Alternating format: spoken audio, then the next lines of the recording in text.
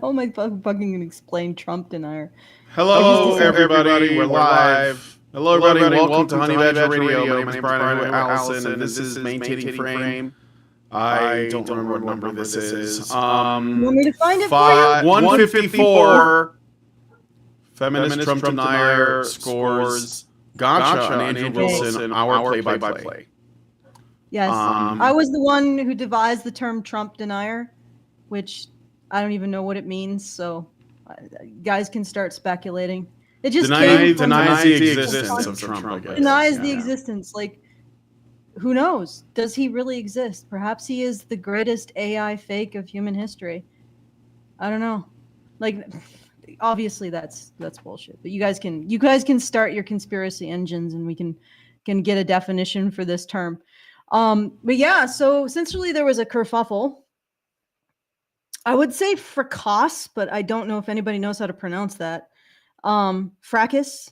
But so, and actually it was Brian who brought this to my attention. I think this is what you brought to my attention, or did I just zero in on this like you know what? I'll give you the backstory. I was literally you were asking about doing something about this like pro-life YouTube PSA thing, the sketch. Mm-hmm. And I just happened to say, hey, I'm listening in on an X space that involves Andrew Wilson and a bunch of feminists, and they're like debating him on X, like in an X space, which is a live space on X. And then you grabbed this random X tweet and said, is this it? And it's completely not it. It was something else. But we ended up going down this rabbit hole. So this is not at all what I was talking about. But the thing I was talking about, what would have been, the X spaces, they can go for hours. So yes. I didn't really want to make that the topic. Well, apparently so can whatever podcast. Yes, the whatever podcast. 5 hour. 6. A 6 hour stream. Yes. A 6 hour stream that this is from. That this was cherry picked from. So the drama that I saw when Brian directed me towards this stream was not, I guess it was somewhat related to the stream, because it seems like I don't know everything, right? I'm coming into this a little blind. So I look at the timeline. I'm like, oh, okay. So this is a situation where Andrew Wilson was taken out of context by a feminist who then created a clip. I don't know if did the clip go viral? This one? Yeah, like maybe we should put up that. Not it doesn't. Yeah, I have it right here. Yeah. Okay, right, so maybe let's back up for a second. Okay. All right. Let's so back up. The X space was just something I happened to come across, and it was called, "Is Andrew Wilson a net positive or negative?" That was it. And I was like, I wonder what this is. I think I'll listen to it anonymously. And it turned out to be a shit show. But this clip is just one of many that are floating around. And the reason for that, in case you guys don't know, is that Andrew Wilson has become something of a notorious figure in feminist spaces. They hate him because he's right. They hate him because he demolishes their arguments. They hate him because he goes on the whatever podcast as a regular. He's basically the second host after Brian Atlas and demolishes people in debates. This is just the reality, okay? And so because of that, they despise him because he's exposing them. And they will take whatever they can to make him look bad. Like, for example, not long ago, he was debating a feminist that I guess was a regular, regularly appears on Jubilee. And he was, I didn't watch the whole thing, because I don't really watch a lot of Andrew Wilson stuff because I know what most of the arguments are. But my wife, Lindsay, watches a lot of them. And in this debate, he ended up, for whatever reason, there was a challenge to open a jar of olives, and he struggled to open it because it, according to him, was greased up. And that became the whole show. Now everybody's like, oh, you couldn't even open a jar of olives. You are a failed man. As an example of how weak the arguments are because they don't have any. So anything that feminists can use and their enablers, they will use. That's basically what it is. It's complete weak sauce. So this person, their account is, not the person who made the video. The person who made the video is named Potty Mouth Pollyanna. Oh, great. And then this was shared by somebody named MAGA Cult Slayer. Okay. And it says this, yeah. And then this, and it says this man should be locked up for even attempting to make this argument. It should be considered hate speech, of which, okay, just as an aside, this gives me a little bit of a chuckle. You have the absolute nerve to put an American flag in your bio, and you believe in the concept of hate speech. You deserve to be slapped in the face. But anyway, it should be considered hate speech. I agree with her. Drop your pants and let's find out. And now we will listen to the video that Potty Mouth Pollyanna shared. And she is basically telling us what Andrew Wilson actually means with this caption that says, "This is why we chose the bear." Andrew Wilson, quote, "Grape isn't always bad," end quote. So let's give this a listen, because you guys got to hear this. Grape is bad for certain people. No. For certain people. No, it's bad for everyone. No, it's only bad for certain people. Here, like there's women, you agree, who have orgasmed during essay. That has nothing to do with whether it's essay. Bro. That has nothing to do with whether it's essay. Are you kidding me? Bro, I didn't say whether or not it's essay. I said during essay. Yeah, what does it have to do with anything? Well, bro, if that's the case, right, then was it bad for them? What the fuck did you just say? Bad. Let her finish. Let her finish. Stop. There's no carve out. There's no examples of women where it's not. Assault is always fucking bad. But since you seem so keen on this little theory, how about you bend over, drop trowel, and let some guys test it out on you? See if at any point you fucking enjoy it. Imagine being the kind of despicable person who's defending essay, who's suggesting that women could enjoy it, therefore it's not bad. Assault is always bad, and only predators would make the argument you're fucking making. Okay, before we get into this drama, can we just pull up that information that I sent about Mary Koss? Like, because she's laying down some pretty strong talk here. She's okay. Where is the Mary Koss thing? Because I don't see it. Did you give it to me in the? Yeah, I sent it to you. When was it the last thing you sent? Yeah. It's. Oh! I see it. I see it. It's in there. It's a little bit lower down. Yeah. I see it. Let me just let this load up. Yeah. Okay, go ahead. All right. So, well, let me see where it is. Okay. So yeah, go ahead. Okay. This was my sort of facetious response to this. Not sure why the feminists are up in arms. He's just quoting feminist Mary Koss, originator of the 1 in 4 myth. Also, I might add, she is a feminist in good standing. She still gets jobs as a consultant on sexual assault. And she has not been excommunicated from the sisterhood like Camille Paglia or Christina Hoff Sommers. So this is a feminist's feminist. And she, who also said, and she was the originator of the 1 in 4 myth, which feminists use consistently and constantly, who also said that rape can't be considered rape when a man is a victim of a woman. It's just ambivalent consent. And it's because she says that, this is a pleasure that men get from women. And so, it can't be taken from men. And this is why I find it so interesting that she didn't use, like when she was talking about this feminist who was putting Andrew Wilson on blast, she didn't use the obvious reversal, which would be, well, why don't you let a woman rape you, Andrew? And see if you like that, because she buys into the same framework as Mary Koss, who incidentally not only argues that it isn't rape when women use force like weapons to have sex with men. She argues that it shouldn't even be like it should be its own thing. She called it made to penetrate because presumably maybe the researchers at the Center of Disease Control push back against surprised, totally enjoyed and wanted sex. But anyway, I just find it really richly entertaining. Could you just go back to that previous tweet and let's listen to what she says about people who say that others can enjoy rape. again. What? Go to his clip, No, or you mean like her response right Her here? response. Yeah, her response. Let's listen to it again. Okay. Just waiting on this thing to load up. Yeah.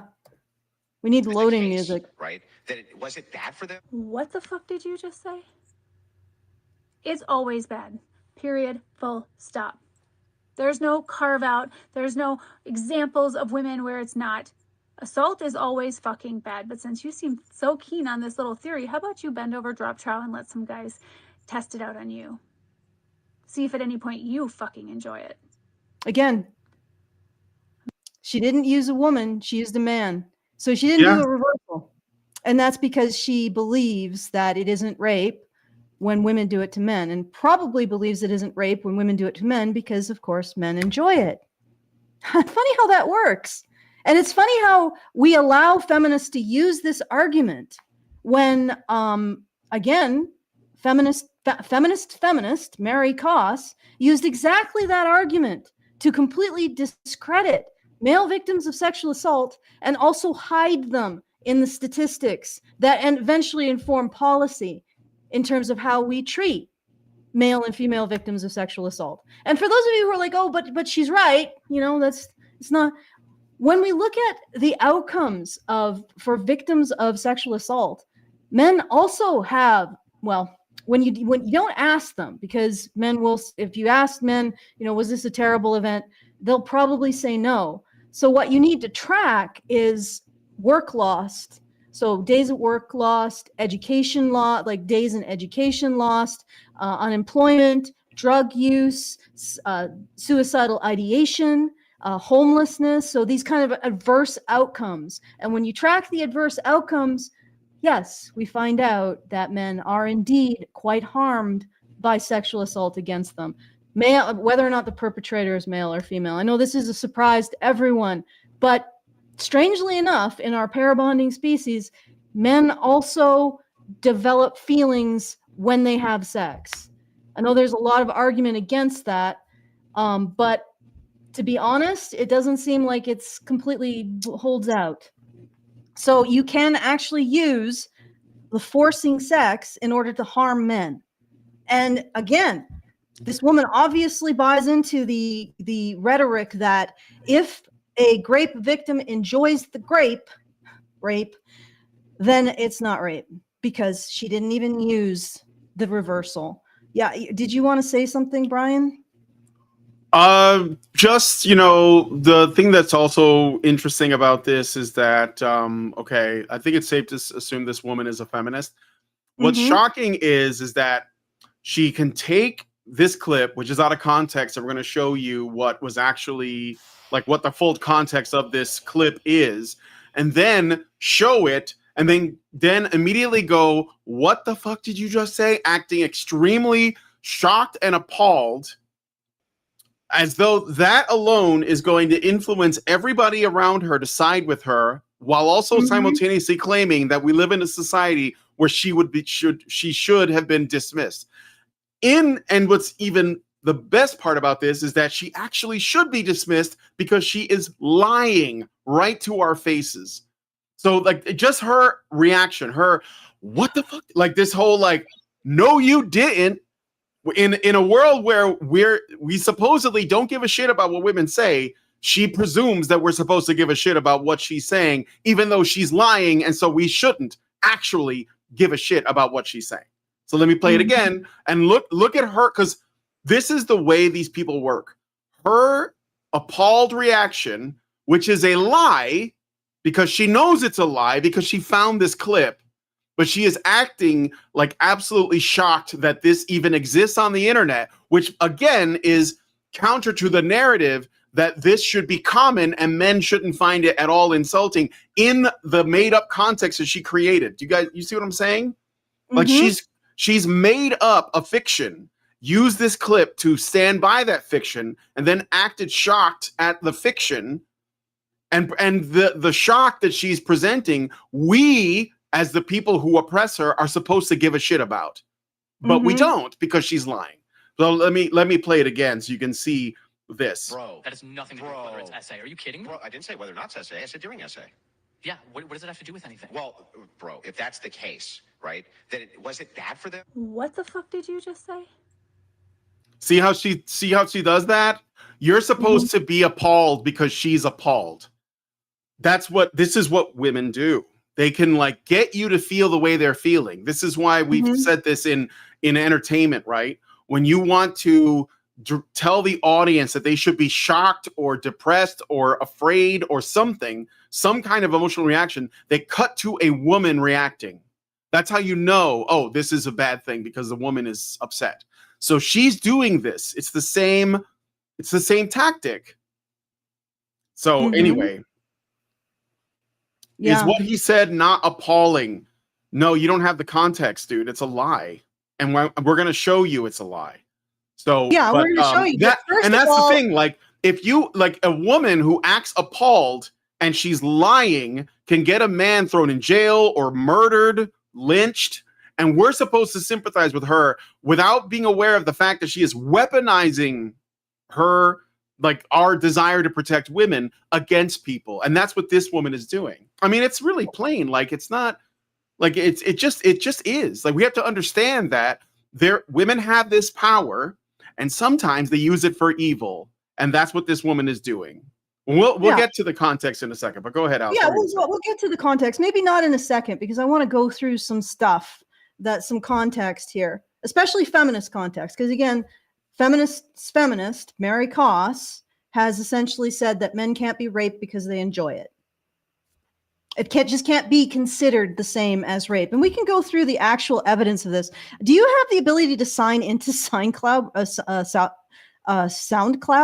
Because I'm trying, and it's the only way I can.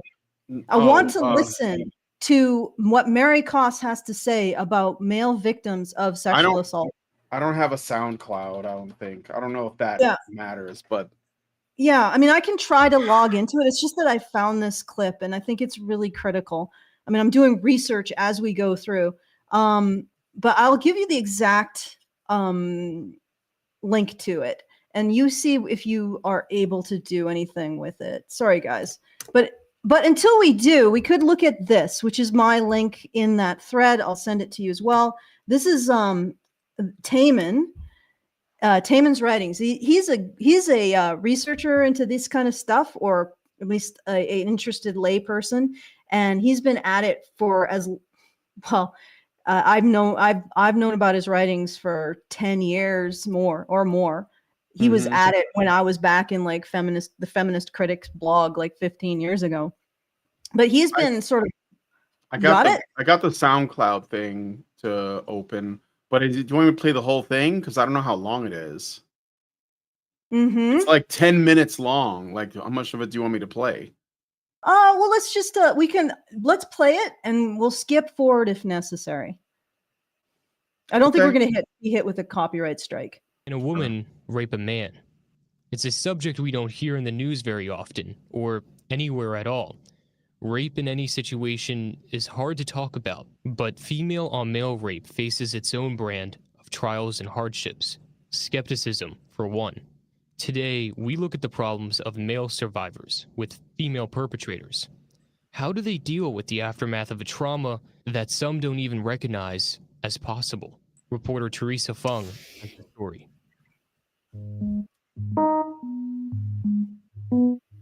I'm at the jump ahead, I think. Yeah.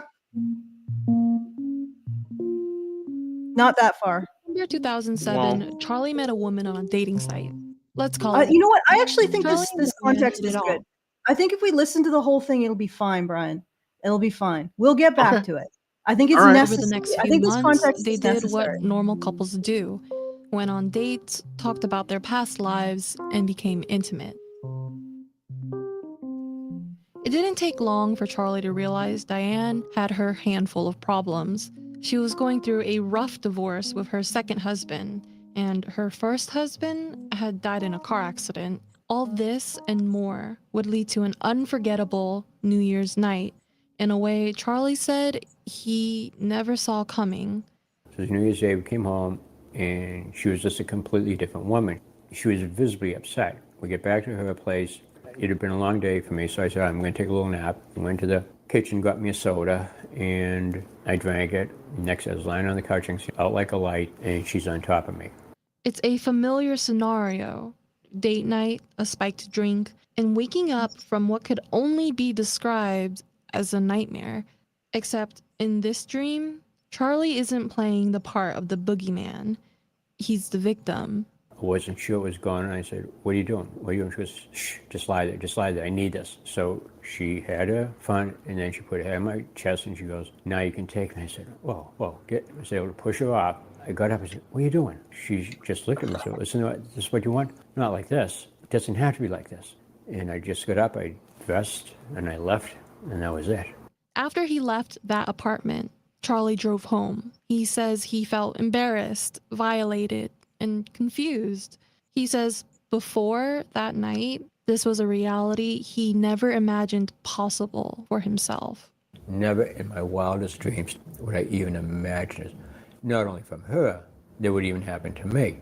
And with Diane, I never, in my wildest dreams, never envisioned it. Never this happening. The struggle which male rape survivors face is not greater or lesser than that of female survivors, but it is different. For one, men are asked if it's even possible for them to be raped by women. Dean Esme, the managing editor of men's rights that's a website blast from A the Voice past. for Men, says he was once a skeptic himself. A lot of people have a hard time imagining it. I had a hard time imagining it until I realized that it happened to me. Until I started doing the kind of activism work we do, and I began talking about this and publishing the work of other men. Esme works on a regular basis with other male survivors. He says female-on-male rape survivors face skepticism, which often seems harmless, but is far from it. And we teach guys to laugh about those things. We teach women to laugh about it. Oh, come on, you liked it. Oh, come on, you know boys are looking for it, are always asking for it. What this amounts to is a gross cheapening of male sexuality. Esme says these ideas on male behavior are not just in our conversations. It's on our TV and computer screens, too. I've seen it on MSNBC. I've seen it out of conservatives. If you're male and you had sex, you must have wanted it. You are lucky. I get it all the time, even on a personal level. Places like Twitter and social media, male victims of female perpetrators are routinely laughed off. Reactions like these are common, making male survivors feel like they aren't legitimate survivors. Sharon Imperato is a male trauma specialist at the Boston Area Rape Crisis Center. She says the way society views gender hurts male survivors. I think the idea that if a woman approaches a man and wants sex, that he's supposed to want it. And if he doesn't, then there's something wrong with him. Women will sometimes use that and say to them, you're less of a man. If you were a man, you would have sex. Imperato, who works with men and women, says there's a key difference between how male and female survivors react. The men who come to see her at the Rape Crisis Center have a hard time calling what happened to them rape, even if they were molested as children. They will say things like, well, when I was younger, I had sex with this woman. And so you have to ask questions like, well, how old were you? I was 8 and she was 16. We would already know that that's statutory. Men don't necessarily see it that way because, again, they're taught I'm supposed to always want sex, no matter how old I am. They're going to think that it's quote-unquote having sex when you and I recognize it's actually rape. Can a woman rape a man? For Charlie, Dean Esme, and even Sharon Imperato, the answer is an overwhelming yes. Not only is it possible, it's what they deal with every day. But besides the talking heads on TV or people behind keyboards on the internet, there's one powerful voice that says no, the law. The definition of rape by the FBI reads, quote, penetration, no matter how slight, of the vagina or anus with any body part or object, or oral penetration by a sex organ of another person without the consent of the victim. Under this definition, being made to penetrate someone else is not rape. A woman who drugs a man and then has intercourse with his unconscious body did not rape him. It could be considered sexual assault, but not rape. Sweetheart, please stop banging dishes. Just so you know, I'm not a man-hater overall. I just get dislike it when men Oh, clatter dishes when you're on the radio. Dr. Mary Koss is a highly influential researcher in the field of sexual assault. In 1987, she published the first national rape study, which said 1 in 4 women are raped in college. Today, Dr. Koss is held single-handedly responsible by her critics for excluding male survivors with female perps under the FBI's definition of rape. Man-hater is exactly what they call her. I know you didn't come here to do a debate about Dr. Koss, but people who speak like her are the problem. She believes hateful things about men. Esme is one of Koss's many critics who has a big problem with the current legal definition of rape. Koss says one of the main reasons the definition does not include men being forced to penetrate women is because of emotional trauma, or lack thereof. How do they react to rape? If you look at this group of men who identify themselves as rape victims raped by women, you'll find that their shame is not similar to women, their level of injury is not similar to women, and their penetration experience is not similar to what women are reporting. But for men like Charlie, this isn't true. It's been 8 years since he got off that couch and out of that apartment, but he says he never forgets. So what was it like to have like the first night of the year? Okay, It's I think that we pretty much got every New Year's the Day gist. comes back and haunts me. So Okay. literally, we have a feminist saying it's not rape if you enjoyed it and you're a man. So it just can't be considered the same thing. And this feminist, she's not just a random on the internet. She's not a person who goes on the whatever podcast. She influenced the government to change how it actually tabulated statistics on sexual assault. Right?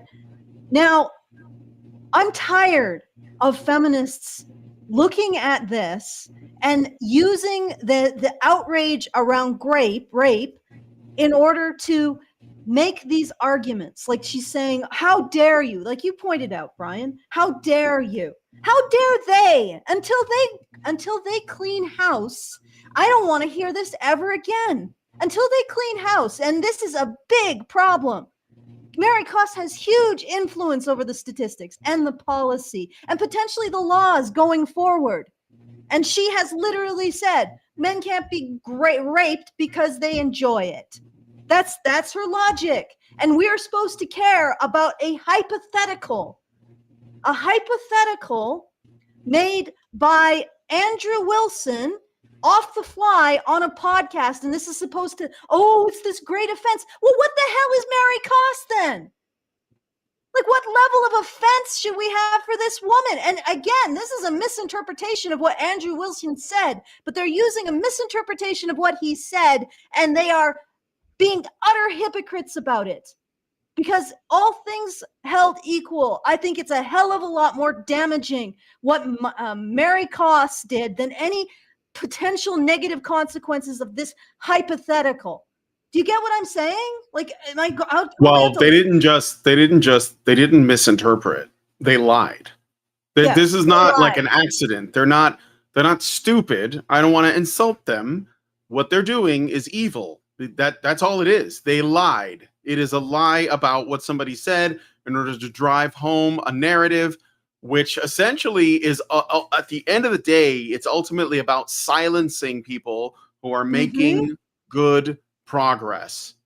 And like that's it. And that's it. And she's acting appalled because she wants her simps and white knights to come out, because obviously, like, feminists, they don't do anything themselves. They appeal to men, and then men do stuff. They appeal to the patriarchy, and the patriarchy acts on their behalf. So that's what she's doing when she says, how dare you? Oh my God, you have no idea. It's almost like she's calling for her simps to anally rape Andrew Wilson to make a point. Like, that's kind of what's in her video. I know it sounds really disgusting, but that's what I think she's doing.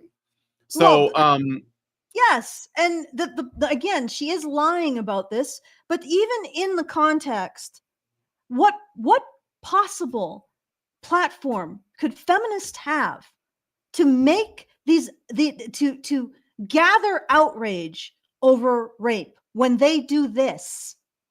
It's sort of like watching someone engage in like mass murder, and then you have a stake and they're like, oh, look at you killing things. Like, really? You've just shot like a couple hundred people. Ooh, I wonder if in Minecraft, you know, you've just unalived a whole bunch, an entire village worth of people. And you are after me because I had a steak dinner, and that's, I don't know, meat is murder. It's like this level of hypocrisy that they bring to bear. Nobody should listen to them until they clean up Mary Koss when it comes to grape, because literally she's decided an entire gender can't be grape. What is one of the things that she said? I know I'm using this as a bit of a platform for this.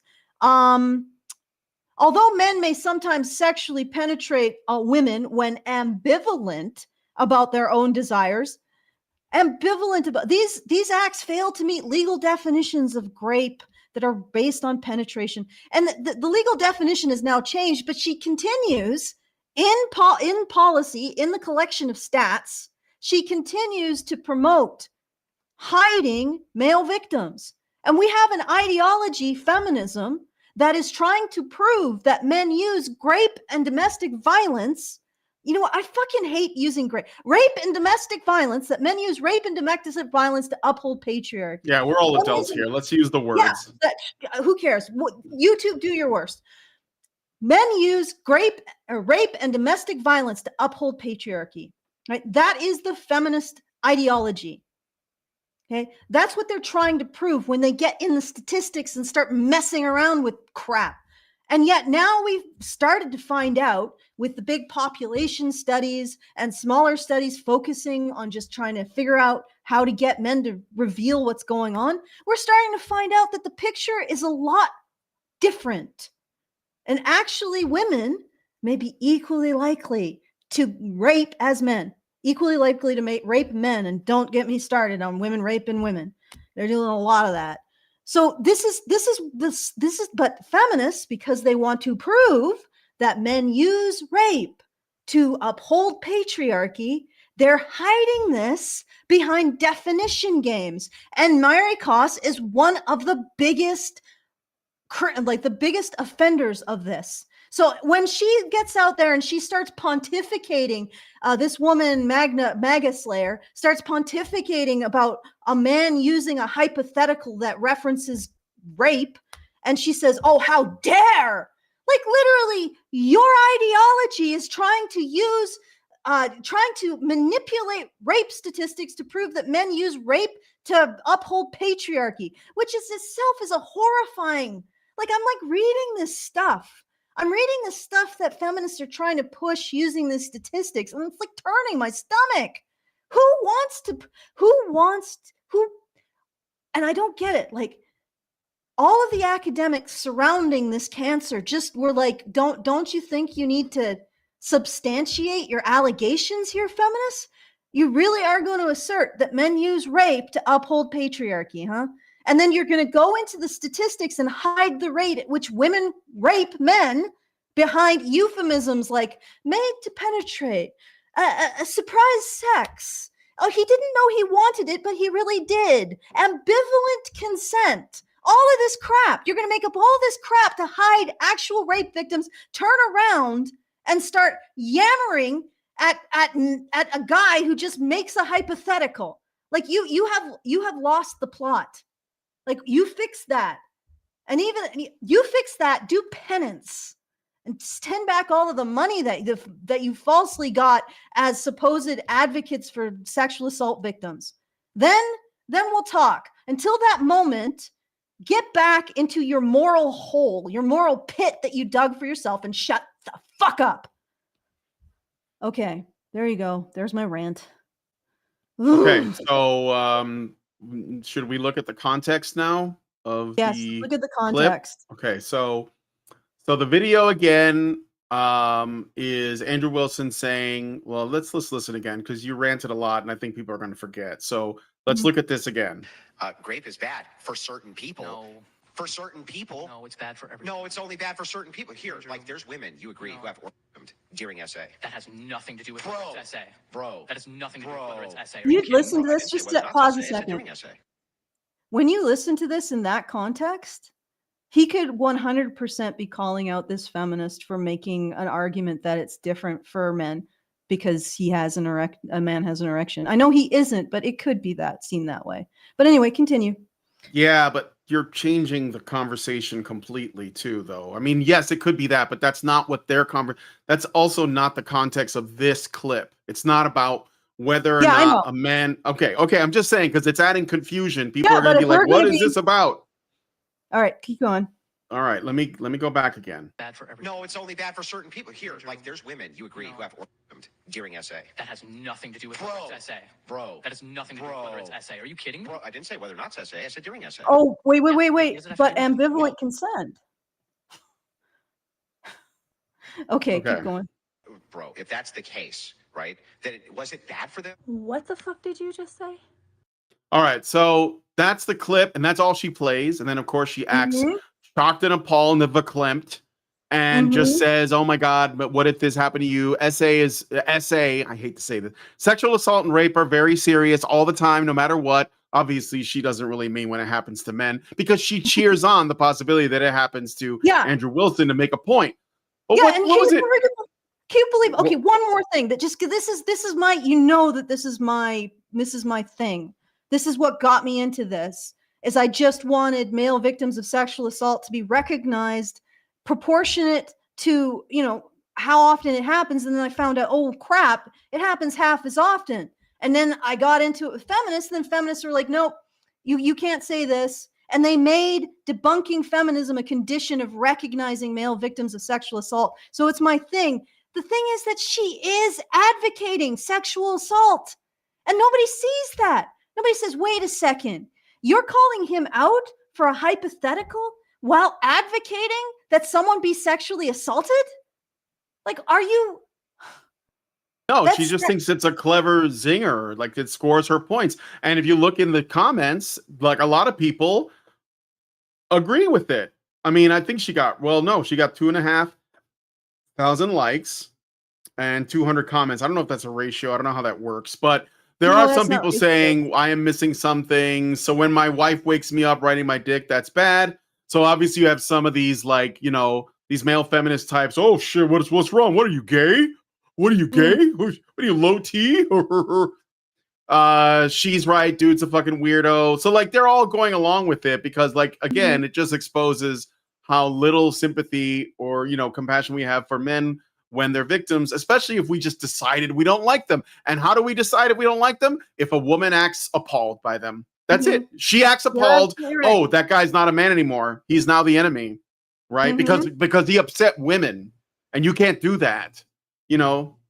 So I mean, it's anyway. just like, it's like she is so covered in shit and mud, and she's saying, oh, but you're filthy.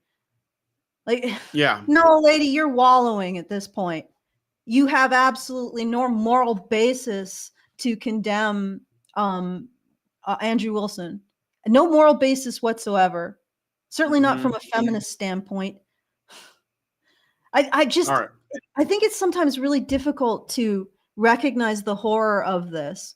This is a government-funded ideology that is erasing male victims from the statistics.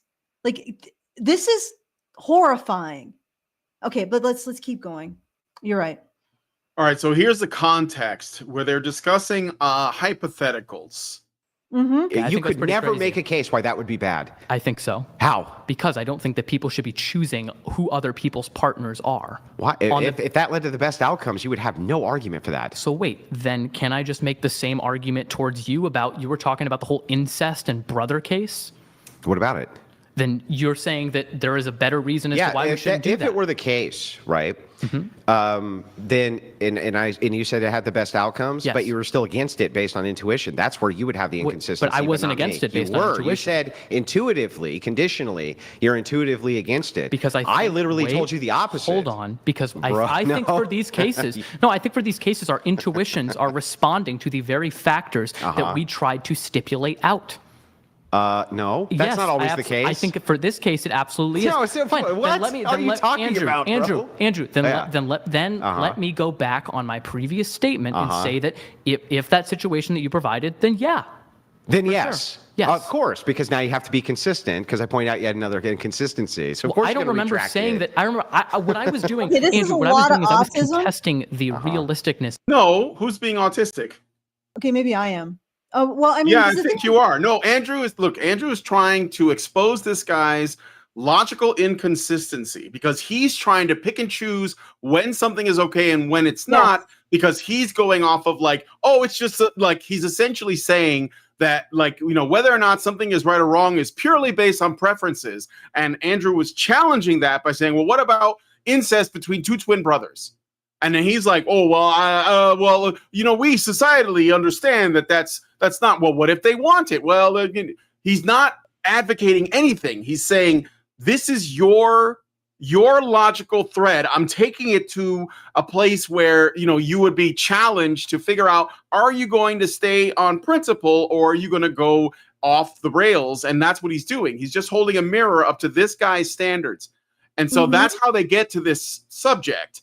So let's play some more of your hypothetical and saying that I mean, look, when you're dealing with these people that, like, essentially the guy on the right, the male feminist, okay, all they have, and this is something that I've been talking about for a long time, all they have is rhetoric. It's all rhetorical games. It's all juggling and magic tricks and word games and bullshit. And if you basically just boil it down and say, no, what's going on here? Let me make you look at this. Now you have to answer for this. Then you expose them. And that's what he's doing. That's what we did with, you know, like so many other fucking feminist commies that come on our show and they try to play these fucking shell games like, oh, but what does this word mean? And what is that? It's like, no, you're full of shit and I'm going to show you. And that's what's happening. And yeah, maybe it's autistic, but maybe it has to be. Maybe that's the only way you're going to be able to demolish these fucking people. But anyway.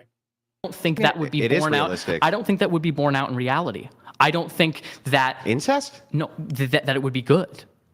How? Well, wait, what do you mean? You're saying that if the satisfaction rates were in those incestuous relationships were through the roof, then would you think that would be a fine thing?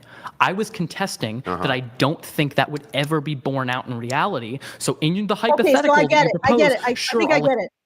Okay, so what he's doing is he's using these extreme analogies to things that are very undesirable in order to ask him, is, you know, if this creates like if they enjoy themselves, how do you argue against it? If your argument is that enjoying yourself is the only metric, is that what I'm getting? Right. Is that something like that? And the feminist guy is saying, yeah, but I mean, like, nobody does it. Like, he's basically saying it's an extreme case, therefore, and it's like, no, but your logic, it's like you can't just say this doesn't happen enough.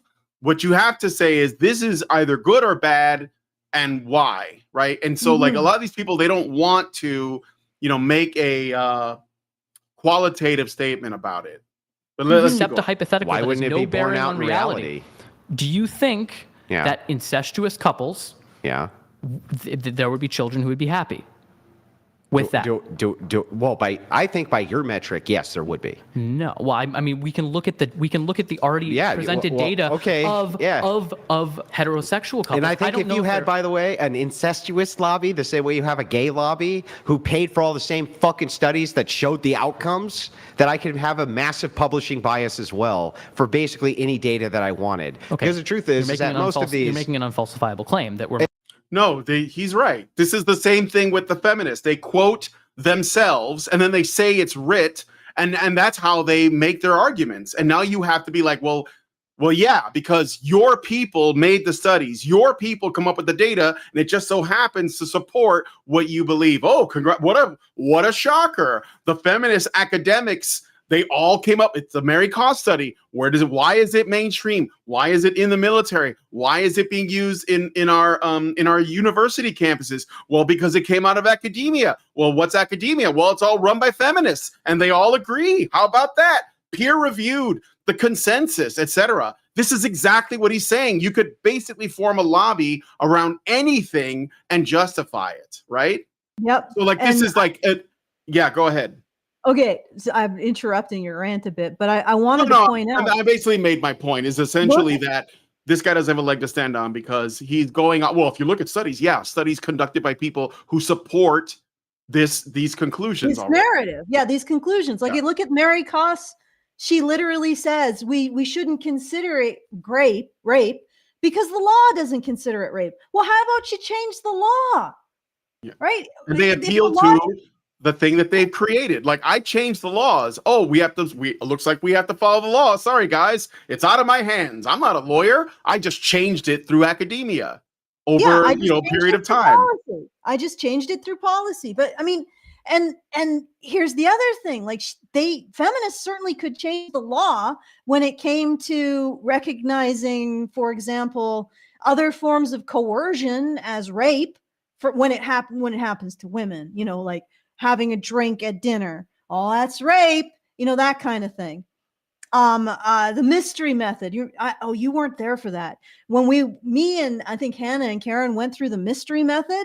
Mystery method, mystery was a pickup artist. He invented things like or suggested things like peacocking. And one of the methods that he used when men are in a sexual relationship with a woman is to, if she gives you a no, or it's what's called last minute resistance, he advocated for the man to de-escalate completely. So if she gives you last minute resistance, get off the couch, go make a sandwich, get off the couch, strum a guitar, get off the couch, put on some new music, do anything but continue with what you're doing, the sexual activity that you're engaging in. And we read a feminist paper that said, this is problematic, and it's problematic because he could be using women's biology against them. Because when he does this, he's encouraging women to desire him, and by desiring him, he's manipulating them into sex. I shit you not. Oh, I believe it. There was a feminist paper arguing that men making themselves desirable to women, and my camera just screwed the hell up. Oh no, you got to refresh it. Let me play some more of the video while you're fixing that. Oh, that's it's not unfalsifiable. I'll give you a claim. Here's the claim. Here's the claim. The claim is most LGBTQ and trans studies are funded by gay groups and gay adjacent groups. Okay. And that's who they're funded by. That is the truth. Sure. And I've not looked into who funds every single study. But I mean, that's why there's so much publishing bias. Fine. Conditionally. In fact, one of the biggest talking points for the left is that that's okay, though, especially in the trans community. It's okay that mostly it's trans advocate organizations who are paying for these studies. Get rid of that because nobody screen. would look. Huh? And I just want to get rid of that awful still. I look like a freaking idiot. Yeah. Okay, there we go. All right. And they didn't. And it's like, it totally ignores the bias which would go into people who wanted those results. So, Andrew, what I think instead you should do, instead of merely saying that these studies are BS because of the organizations that are funding them, just point out what's wrong with the research. Yeah, well, that's I do. a better thing. I do often. So then the first part. So like trans research, when we're talking about brain studies, I can point all of that out. Okay. When we're talking about incest studies, though, this isn't even a thing which is willing to be studied, right? Mostly because men like me are like, fuck no, no way. It's unbelievably fucking disgusting, right? We intuitively are against it. But for you, the outcomes guy, right? You shouldn't really have any issues whatsoever if there actually is an outcome which is preferable. Well, Andrew, you would for one, you have to be putting people directly in harm's way and saying you have to have like an incestuous relationship. No, they're just already existing. If it already exists, you should study. I mean, if they already exist, yes, exactly. So if the evidence shows that it is the case that incestuous relationships by two willing partners, and there's, by the way, incest lead to better. There are incest groups which do advocate for these fucking things, not kidding, right? And make the affirmative claim that they're happy. It's an unfalsifiable. No, I think they're wrong. Yeah, you think they're wrong that they're happy? Wait, no, wait. I think they're wrong that generally in these types of relationships that it does lead to the best outcome for the family. So this is important. That's why I'm playing all this preamble. So you see how we got here. So this is a discussion about the outcomes guy who says, well, look, if people are happy, then let them do whatever. And so he is going to use sexual assault to make the case, well, if there are enough people who enjoy it, then there could be a lobby group for it, right? And that's the thing that this feminist is so upset about, or the feminists online. So that's all I'm saying. Okay, well, let me ask you this. What if they just wanted to have that relationship and they just wanted to have it? Without children or something like that? I think there's, I mean, the ethics of incest is an interesting philosophical They're twin question. brothers. Mm-hmm. What's the problem? What's the problem with it if they want to engage in consensual activity? I think it is strange, and I don't understand it. Andrew, here's the thing, though. Andrew, well, I don't. It's strange. Andrew, great argument, bro. It's strange. Andrew, here's the problem: is if we go through, for example, I just took a bioethics course, and we were talking about the ethics of incest and the fact that it is really hard to pin down the exact wrong of incest when looking at it directly. If you remove the genetic factors, if you remove a lot of the familial factors, the problem is I'm not going to get into an argument where I'm defending incest. But you already did multiple times. No, I didn't defend incest. You've defended it multiple times. I did not defend incest because I said that's not the case. It will not be good for these people. So they should not do it. The reason we sidelined, and I'm not going to let you kind of like evade the point, back to this idea of sample size, this is what we're actually talking about, which led to this. Why is it, again, that you think that if it is the case that when people get married virgins, right, they report the largest amount of happiness and their relationships stay together basically more than almost any other demographic, by the way? It's fucking insane. Like, why is it that you would not want to advocate for that in society, even if you didn't make laws, but you just made social advocation towards it? I'm also not advocating in favor of like insane hookup culture because of what it does to a lot of people.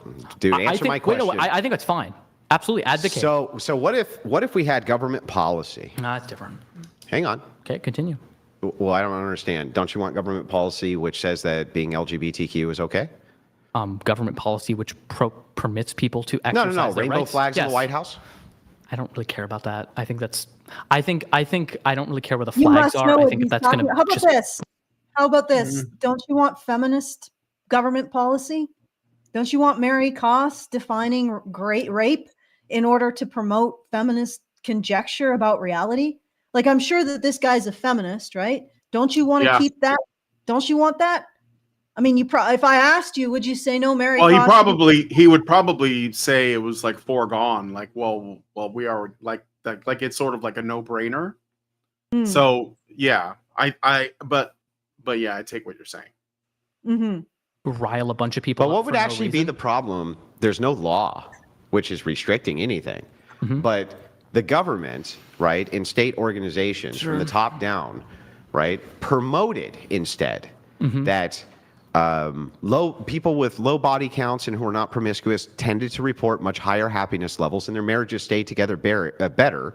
And for the health of the nation, they'd prefer to move a population towards that. What would be wrong with that? I don't think there would necessarily be anything wrong with that. That's what I advocate for. Okay, and I'm not fully against that. I'm just saying. You know who is? Feminists. They're not entirely. No, yes. They're not entirely against it. Which feminist organization? Hold on. Here's the problem with this. What? Well, so he is defending feminism here. The feminist guy?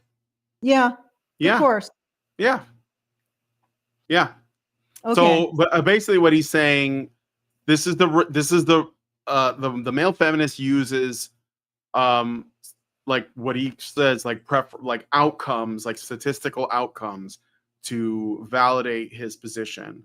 And Andrew is saying, well, if we have data that shows that people who, are not sexually promiscuous have the highest rates of staying together in a family and all that, why wouldn't they promote that? And he's basically saying, well, I think it's okay, but who does oppose it is feminists, right? So they're getting into it. You're saying that individuals advocating for that as a good lifestyle because it works for them and it works for other people. Individuals working for that. What did I say? What do you say? What's my position? Your position is that there should be government-funded propaganda. Is that individuals? Hold on, government-funded propaganda. Is that individuals? Wait, I was talking about the reason that feminist organizations would be against that government style of push. Why? So now Why? Because it is prescribing onto everyone a type of lifestyle that doesn't work for everyone. It's saying that you should do this. Wait, What's the prescription? The prescription is you should wait until sex to have marriage, or wait until marriage to have sex. And the outcomes are better. The outcomes can be better for certain people. Well, no, for most everybody, the outcomes are better. At least from the reported data. When you say like certain people, it's like, okay, dude, yeah, I guess you could make the case that like grape is bad for certain people. No. For certain people. No, it's bad for everyone. No, it's only bad for certain people. Here, Andrew. like this is the clip.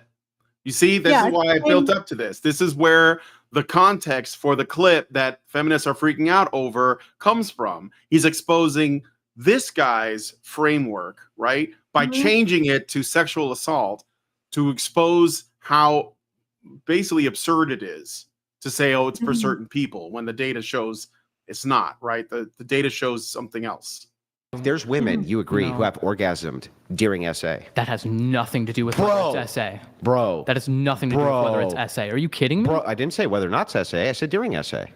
Yeah, what does it have to do with anything? Well, bro, if that's the case, right, then was it bad for them? Yes. Why? Absolutely. Why? Because there are overriding harms than just orgasm. I'm not saying that's not the case. You see this guy getting triggered because he's using rape or sexual assault to make a point.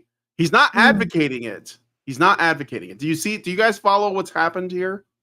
Yeah. Do you see what he did? And this Yeah, guy's I'm reaction. saying, why can't he simply use this conjecture, this hypothetical that women, hypothetically, there could be a situation, hypothetically, where women enjoy sexual assault, hypothetically, and we have a feminist in the government arguing that male victims should not be in government statistics because men enjoy sexual assault. So this guy can't even use a hypothetical around sexual assault, but a feminist can go into the government and make that reality that men enjoy sexual assault, therefore they aren't raped by women. And this is my overall point. I know what your point is, Brian. You're clarifying that this was always a hypothetical. It was a hypothetical on the same line as the incest twins, except sort of with the incest twins, he was talking about, if they ultimately enjoy it, who's to tell them not to do it, right? If you're living by the pleasure principle, and if you're living by the pleasure principle, and there's a small subset of people who enjoy sexual assault, who's to say, why should we make laws against it hypothetically? I think that's where this is like dynamite. I don't know if I would have gone there, but that I think you're right, that this is like I said, it's a hypothetical. And if you're not going to let this guy use a hypothetical around, potentially like one woman ever, like the romance novel narrative, one woman ever, then how can you possibly defend what Mary Koss did? And that's just the context I want to bring. But you go ahead, Brian. I was just say ultimately so the original post shared by this woman is that Andrew Wilson is advocating that women don't mind when they're sexually assaulted. And that's not at all. No, not at all what he's saying, but that's what this woman is presenting because she's a liar face.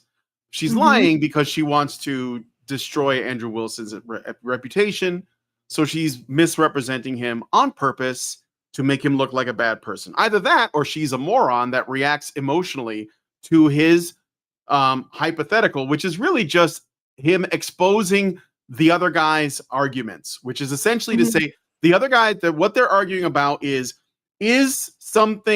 something be promoted if there is a group of people who say they enjoy it without looking. So basically, if it's all like you said, the pleasure principle, like if people like, if you get like a group of people and they're all like, dude, incest is totally cool, I have incest, or whatever it is, pedophilia, which is a thing that people advocate for, maps are a thing, whatever, okay?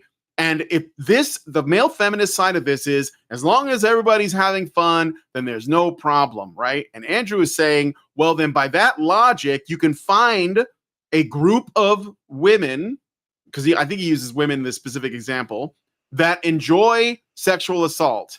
Therefore, we can make the argument that sexual assault is okay because it only harms some women, or there are some women who like it. And this is what harmed by it. And you honestly, you can. Of course you can. But that doesn't mean that. Yeah, but like, of course you can. It is possible. But what I'm saying is that this is taken. It's his way of exposing this guy's poor argumentation, his poor logic. And what the feminist woman is doing is running with it like Andrew's the one that's saying it. What's actually happening is that Andrew's exposing this guy's standards of logical inconsistencies. So because he's monitoring, he's advocating based on a pleasure principle. So if more people enjoy their lives if they stay virgins until marriage, and that's men and women, not just women, then why not advocate that as a lifestyle choice? Why not throw virgin pride parades? Why not set aside days to celebrate virginity? Why not use municipal funds to do virgin stripes on like crosswalks? I don't know what that would look like. Why not do that kind of thing? You don't have to like mandate it in the law, but you could celebrate it. You could make it an attractive proposition. You could romanticize it.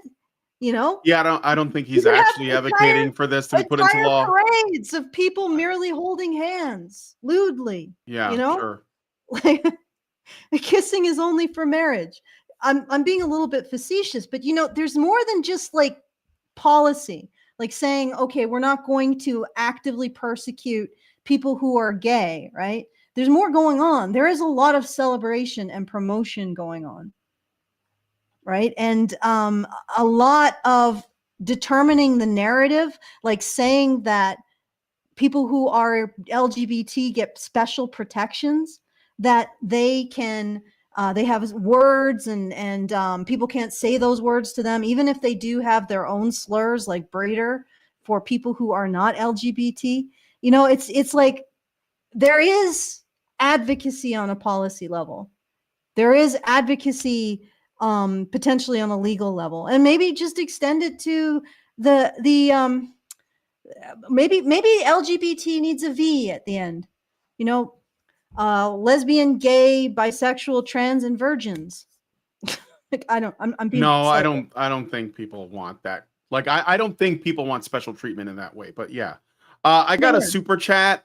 Oh, I should look and see if there was any super chats. I feel like I did not open Discord in my browser, so I wasn't able to look and see if there's just super chats here. Just give me a second. I'm sorry, guys, if you sent any. I see here. Dan DiFilippo, $5. Andrew is not nearly as smart as he thinks, but he's been doing it. He's a decent champion for us. Also, Brian, my Christmas time offer of brisket still stands. Thanks for that. Okay. Not good. Bob 13 says, you guys are exposing him so well by taking 7 freaking minutes to explain Andrew's weird comment comparing policies discouraging hooking up with laws against sexual assault. No, because you are missing that he is talking to somebody who is looking at things in terms of a pleasure principle. And he's saying we shouldn't make laws against something as if a group of people enjoys it. And we shouldn't make laws for something even if most people would enjoy, or shouldn't have policies promoting it if most people enjoy it. We shouldn't have policies against it if there's a subsection of people who enjoy it. This is the principle, and this is sort of like this. He's exposing the pleasure principle for its inconsistencies when this man applies it. Because if you applied the pleasure principle to staying a virgin until marriage, then that's what the government should promote and should get rid of all of the subsidies for not doing that.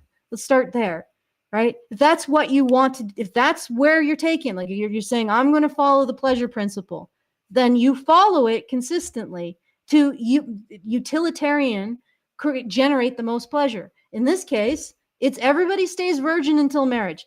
Then everybody has the most the most satisfaction with their life. And that's what the government should promote. But then he says, but there's people who that doesn't help, who don't want that actually that's not what they want. And he's saying, well, some people want things that are not very good for them.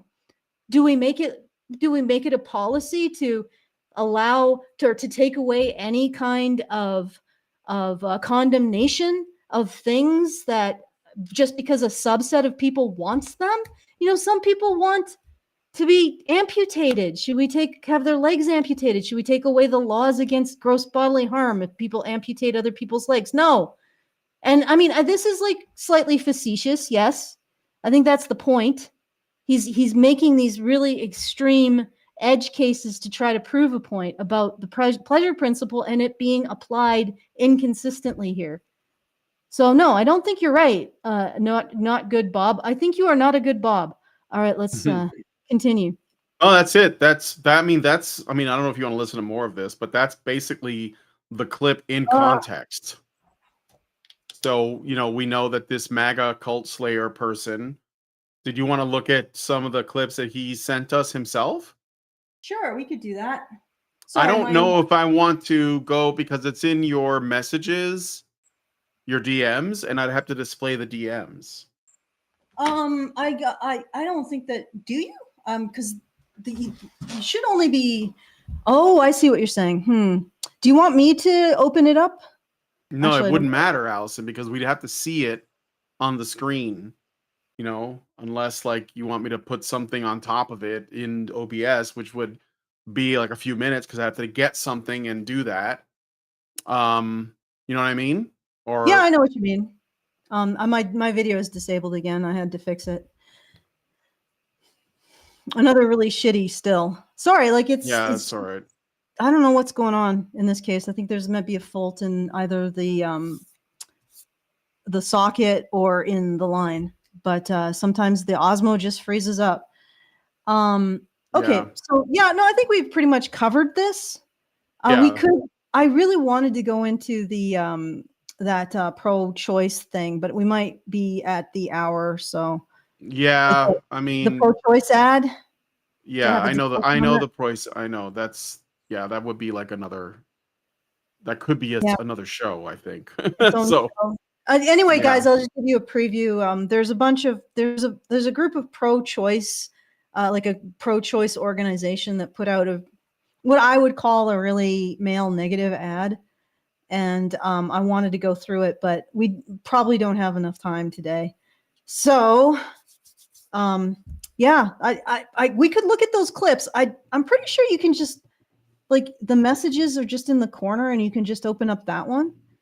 Like my messages are pretty weird. And maybe that's a good reason not to do it. I mean, not weird. It's just people send me their crazy Twitter arguments. Yeah. And I don't want to get involved in this crazy Twitter. I do get involved in a lot of crazy Twitter arguments, but not this one. Shocker. Mm-hmm. All right.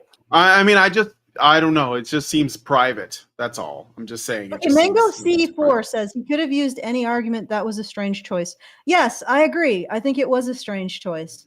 It was to make a point, though. I mean, and here's another thing too. Like, if a woman had made a similar argument, would you also consider that a strange choice? Because it seems like when men make arguments like this, people get like really weird about men talking about anything that's remotely sexual, even if it's completely hypothetical and it's just like a logic-based thing, essentially saying, here's your worldview. I'm going to take this and I'm going to apply it over here and see how you react and see if you're consistent, see if you have principles. And they don't, because they're like, well, I don't think that's cool. Well, but according to your worldview, yes, it is, if enough people support it. That's the purpose of this. It's a thought experiment. That's all it is, and he failed the thought experiment. That's all it is. Yeah, and so like the point is that I think ultimately what we're talking about here is, I think Andrew's trying to make the case that, there is an ethical frame that should be applied, and it's not purely based on harm, because if you only place it on harm, then you can permit all kinds of things based on a metric that's difficult to measure, I think. Well, let's just assume it's a bad argument. Yeah. Does it deserve being tarred with this brush? No. Does it deserve being lied about? No. He can make as many bad arguments as he can. I mean, if it was illegal to make bad arguments, everybody I argue with would be going to jail because they make terrible arguments. And like I see how this argument can lead to a lot of confusion. But again, he has every right to make a bad argument without being accused of being a rape apologist by somebody who's part of an ideology that literally blanket refused to recognize the rape of an entire sex. Yeah. Right? Like that's just ridiculous. That's insanity.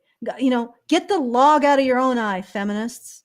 Kick Mary Koss to the curb, and don't point fingers at this guy making maybe a clunky hypothetical, and even if it's a bad argument, don't lie about him. Don't make false accusations about what he actually said, right? Don't do that. Yeah. Well, that's exactly. If you're able to just make a better argument, there's no need to like tar people and try to, essentially demonize them. About making everything overly emotional. Like I was talking to Karen yesterday.